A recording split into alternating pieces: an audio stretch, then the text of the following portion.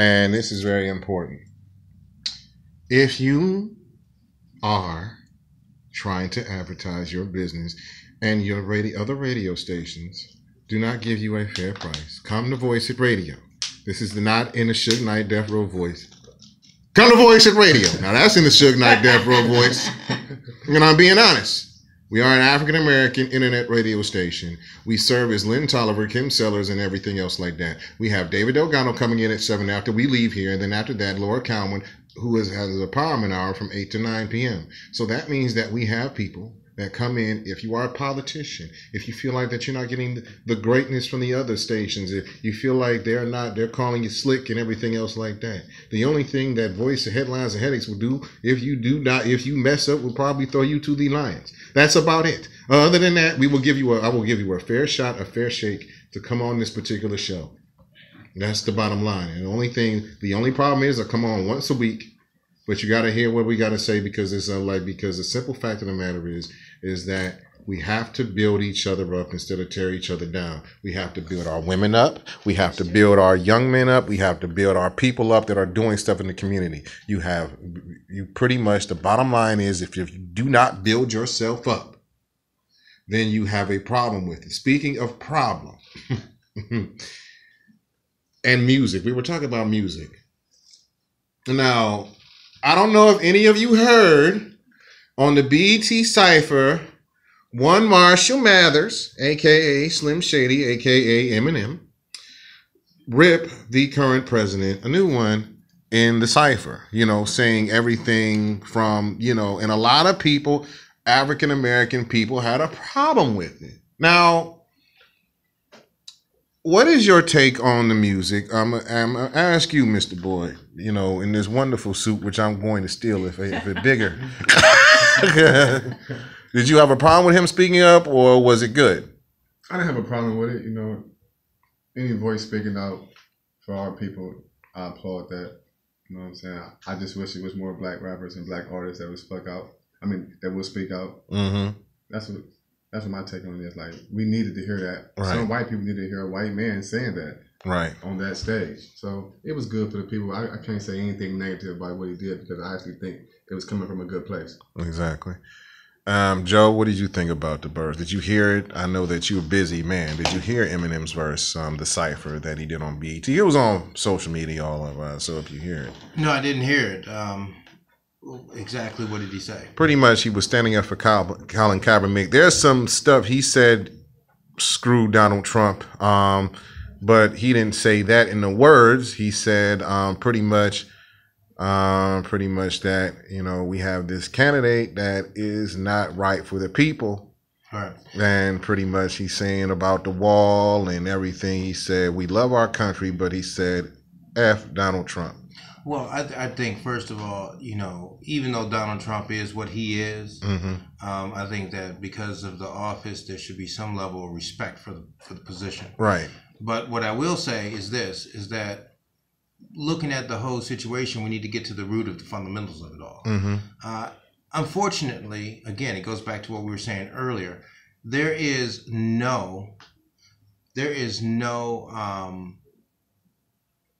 legal remedy mm-hmm. for shooting unarmed black men in America. Right. And that's where the real issue comes at. What can we do in terms of finding some remedy here mm-hmm. to resolve this issue? Mm-hmm. And the way in which I know the players are going about what they're doing, mm-hmm. At these different events, which is unfortunate that they find themselves have to to kneel and take a kneel on the swear, of the Pledge of Allegiance to the flag. Right. There is no legal remedy. So this is all they're able to do. It's a sign of protest. Mm-hmm. And then I hear the others say, well, the owners should fire them because this is all they know how to do is to show a sign of protest on the field. If the NFL takes that stand, then they need to stop having to pledge allegiance to the flag. Because the flag is a representation of government. Right. It is as political as any other level of protest. Mm-hmm. And so you have to put it as it is, and some people might not want to hear that. But I think that the only way that we're going to truly deal with this issue is find some level of remedy to resolve this issue. And I think that for the players, they're very wealthy. Right. All of them can get together.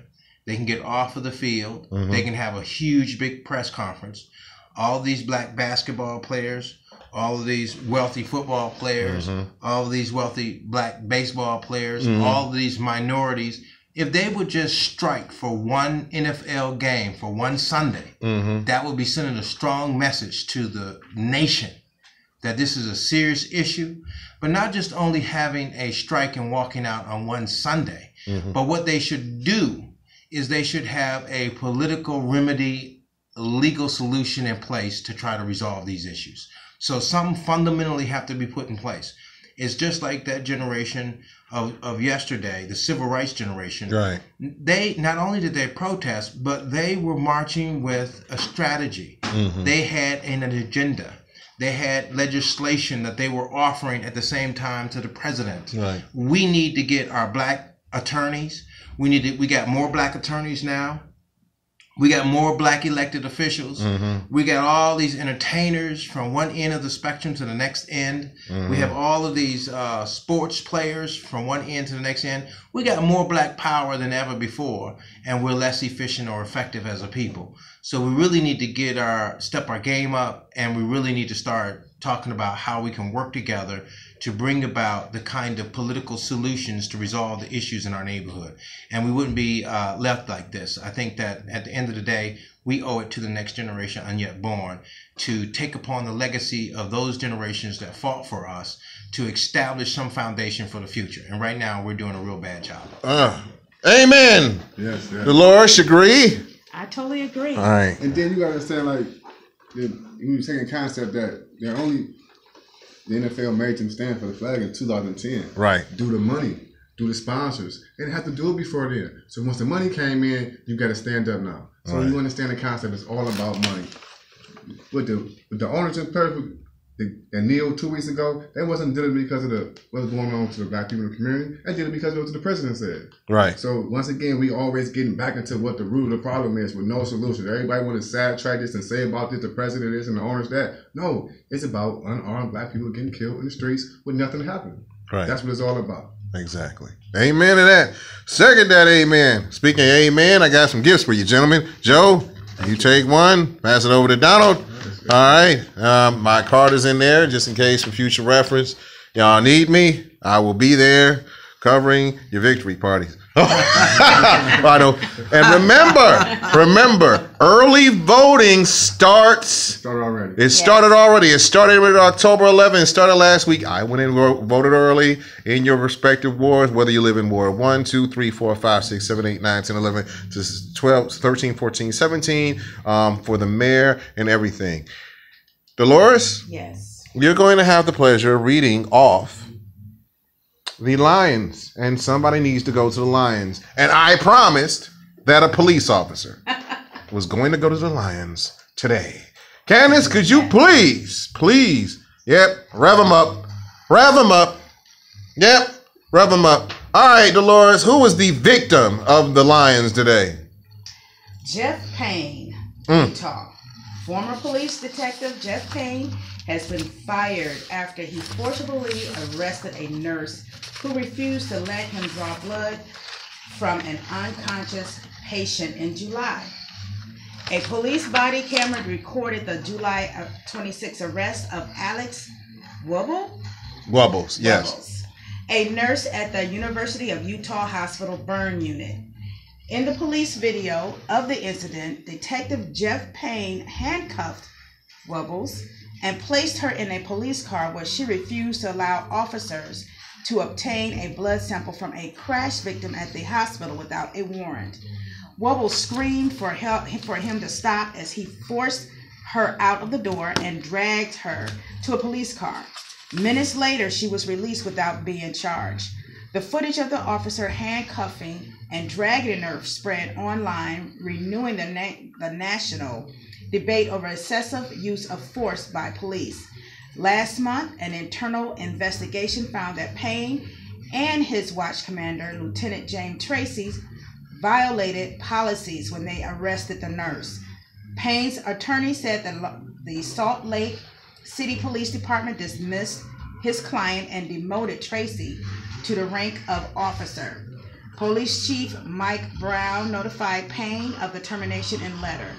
Attorney Greg Skorda, is that how you pronounce it? Skorda said the police department declined to comment on the disciplinary action, but Salt Lake City's mayor applauded the firing.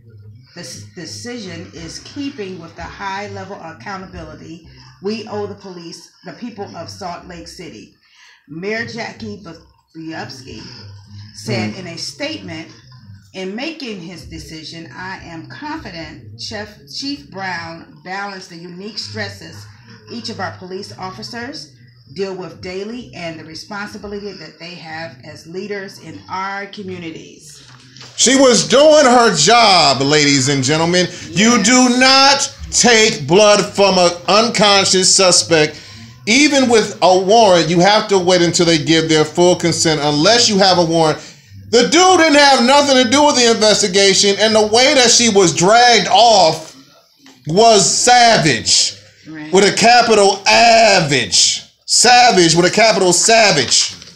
Lions, kill him dead, kill him, rip his face off. His watch commander was devoted. That's what y'all get for savagely doing that to this poor woman. She was scared, and she wasn't even a minority. She was just doing her job. She was a caring human being, and you just going, yeah, that's what you, yeah. He had a problem before, he got a problem now because the Lions just ate him with no barbecue sauce and did something to him with no grease. I'm just saying. Lions attack him and his watch commander. Kill him dead. Are you, the Lions are full. You finished with them? You've missed the toe. You got the toe, the Lions are full. All right.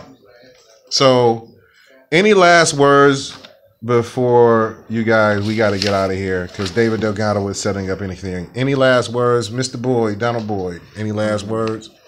Vote for me November 7th. Vote for positive change in the community. Be out and vote in all the races throughout the whole city. 87% of people staying home. It's sad. We need people to come out. We need people to vote November 7th. Vote for, you said Donald Boyd saying vote for Ward 8. Yes. Vote for him in Ward 8. Vote for the whole city. Vote for the whole city. And make sure you come out and vote. We got 2 people running for council. Man, you want change, they are trying to be change agents. You got to come out and vote. Joe Jones. I ask for your vote on November the 7th. It is an important day, an opportunity for our citizens to have a choice, to make the decisions to move our community in the right direction. When elected, I will fight for you with vigor, intensity, commitment, and dedication. I will be a full-time council person working hard for you to serve your needs. Mm-hmm. Thank you very much for giving me the opportunity to serve. I'm Joe Jones, and I approve that message. Amen. So, all right, before we get out of here, if nobody told you that they love you today, I love you. All right, the Indians lost. The Browns are not doing anything. The Cavaliers are starting their home opener tomorrow, October 17th against Boston. We know Kyrie's in Boston, blah, blah, blah, but they got to come to Quicken Loans Arena. We got Dwayne Wade. We got Derrick Rose. So please play that Public Enemy track for me.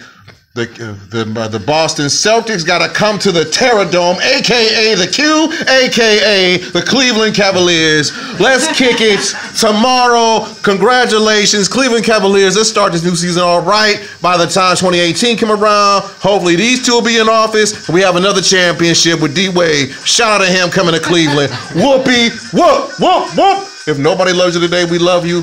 We out. Peace. Yes. All right.